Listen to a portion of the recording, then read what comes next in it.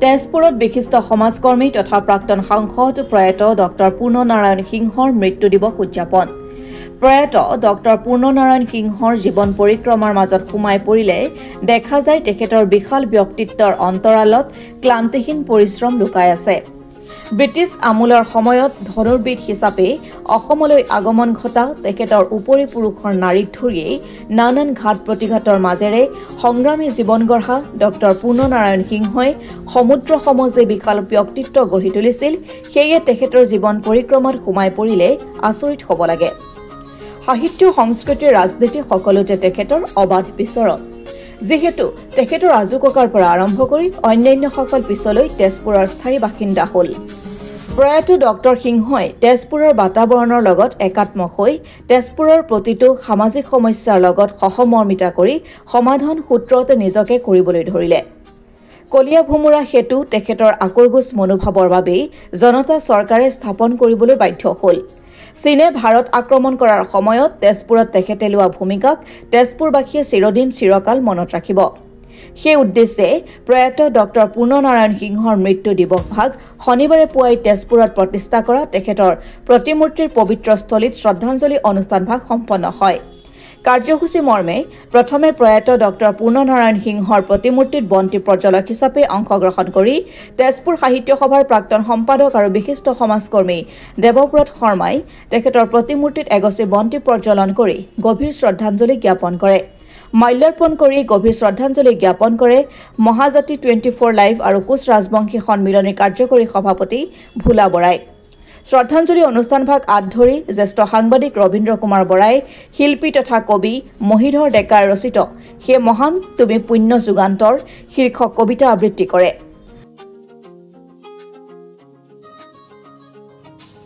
নমস্কাৰ। প্ৰবাদ পুৰুষ পূৰ্ণনাৰায়ণ সিংহদেৱৰ পবিত্ৰ স্মৃতিত আজি তেখেতক সুঁৱৰি মই মহিধৰ ডেকাই এটি গীতি কবিতা আগবঢ়াইছো।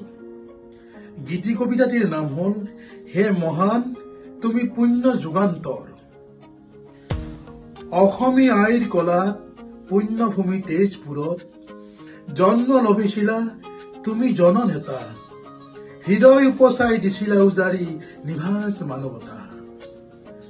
তোমাৰ বজ্ৰকণ্ঠত কঁপি উঠিছিল দিল্লীৰ সংসদ ভৱন। দেশ সেৱা জনতাৰ হকে ব্ৰতী হৈ জীৱন মৰণ। সমাজ সচেতনতা সমন্বয়ৰ সাঁকো তুমি গঢ়িছিলা।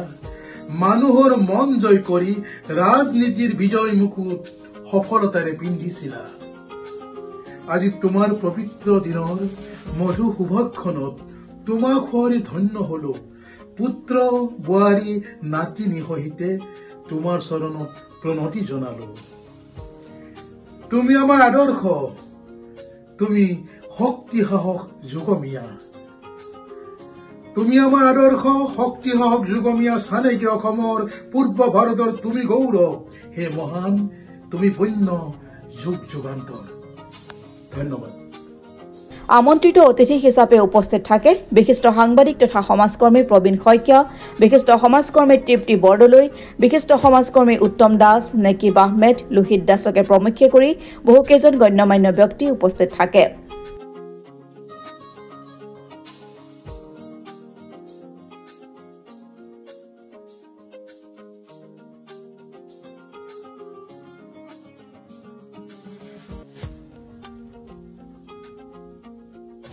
পুণ্য অসম ভূমিত যিকেইজন প্ৰবাদ পুৰুষৰ জন্ম হৈছিল সেইসকলৰ অন্যতম এগৰাকী আছিল জনকণ্ঠ জননেতা ডক্টৰ পূৰ্ণনাৰায়ণ সিংহ। পূৰ্ণনাৰায়ণ সিংহৰ তেজপুৰৰ জনজীৱনলৈ যি অভূতপূৰ্ব অৱদান আগবঢ়াই থৈ গৈছে সেয়া আজিৰ সময়ত আমি যেন পাহৰিবলৈ ধৰিছোঁ। ডক্টৰ পূৰ্ণনাৰায়ণ সিংহই নিজেই নিজক নেতৃত্ব দি শ্ৰমিক আৰু জনতাৰ কাৰণে অহোপুৰুষাৰ্থ ত্যাগ স্বীকাৰ কৰি থৈ গৈছে। তেখেতে অসমত শ্ৰমিক আন্দোলন গঢ় দিছিলে। শ্ৰমিকৰ ন্যায্য প্ৰাপ্তিৰ কাৰণে তেখেতে এগৰাকী খুব কৃতবিদ্য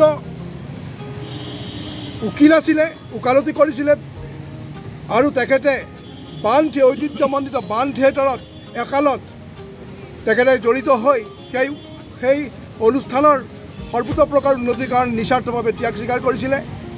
তেখেতে 1977 চনত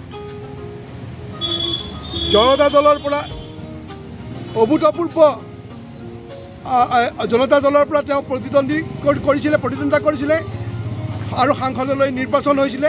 আৰু দিল্লীৰ মছনদত সেই সময়ত তেখেতে অসমীয়া ভাষাত বক্তৃতা প্ৰদান কৰি এক নজিৰ স্থাপন কৰিছিলে আৰু অসমৰ আৰু বিশেষভাৱে তেজপুৰৰ উন্নয়নৰ কাৰণে তেখেতে চৰম ত্যাগ কৰিছিলে, সংসদ কঁপাই তুলিছিলে। সেইখিনি সময়ত তেখেতৰ অভূতপূৰ্ব জন আন্দোলনৰ কাৰণেই আমি উত্তৰ পাৰৰ লগত দক্ষিণ পাৰৰ সংযোগী যিখন কলীয়া ভোমোৰা ব্ৰিজ আমি পাবলৈ সমৰ্থ হৈছিলোঁ। ঠিক তেনেদৰে তেখেতে উত্তৰ পাৰলৈকে তেখেতে আমাৰ যিটো ব্ৰডগজ ৰেল লাইনৰ সম্প্ৰসাৰণৰ কাৰণে তেওঁ ত্যাগ স্বীকাৰ কৰিছিলে আৰু তেওঁৰ এই ত্যাগৰ বাবেই আজি ডেকাৰ গাঁৱত ৰেল ষ্টেচনটো সম্প্ৰসাৰণ হৈ পেলাই ব্ৰডগজ লাইনলৈ পৰিৱৰ্তিত হৈছিলে। ঠিক তেনেদৰে চকীঘাটৰ যিখন খুব দৰকাৰী যিখন দলং সেইটো তাৰ নিৰ্মাণৰ কাৰণে তেওঁ অহোপুৰুষাৰ্থ ত্যাগ স্বীকাৰ কৰিছিলে আৰু তেওঁৰ এই কৃতিত্ব তেওঁৰ কাৰণে আমি সেই দলংখনো পাবলৈ সমৰ্থ হৈছিলোঁ। কিন্তু মই এইখিনি সময়ত আজি তেখেতৰ 24তম পবিত্ৰ মৃত্যু দিৱসত মই অসম চৰকাৰক আহ্বান জনাম যে চকীঘাটৰ ব্ৰিজখন অন্ততঃ তেখেতৰ স্মৃতিত নামাকৰণ কৰা হওক।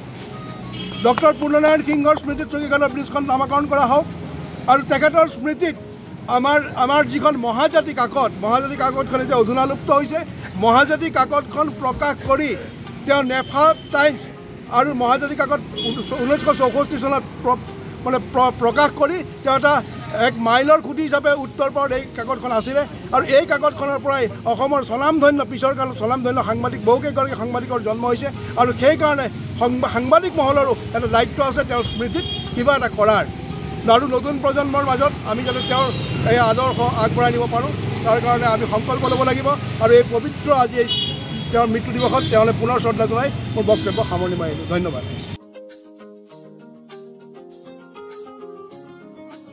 তেজপুৰৰ পৰা চন্দন শৰ্মাৰ ৰিপৰ্ট, অসম টুডে।